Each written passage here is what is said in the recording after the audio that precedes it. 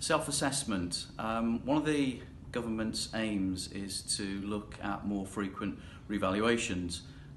They published a consultation paper last year in March 2016 with responses that were required by July 2016 on what people thought about the frequency of revaluations.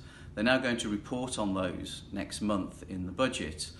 They set out three options in there. One of them was self-assessment, one of them was more frequent revaluations under the existing system, and the third one was a formula-based system.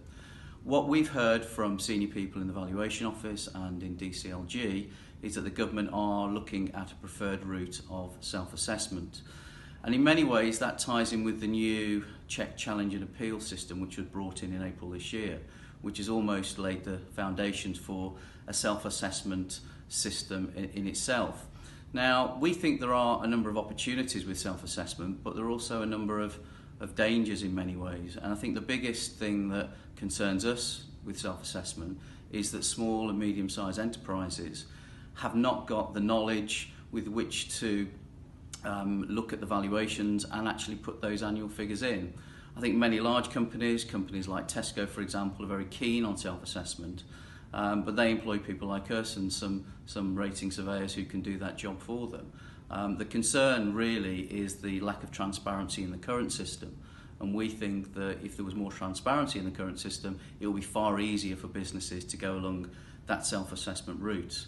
In itself, self-assessment could be very useful because it will probably go towards an annual revaluation, and by having an annual revaluation, that will mean that the values, the rateable values that the government assess will be more reactive to what takes place in the market. So the 7-year cycle that's just happened will not occur again. So we think in many ways a more regular reval, certainly an annual reval, could be a good thing. But self-assessment is really a leap into the unknown. There are one or two places around the world that do carry out self-assessment with limited degrees of success. The problem in those countries is that the level of tax is more in line of around about 5–10%, whereas in the UK the tax rate is somewhere around 50%. So there are opportunities.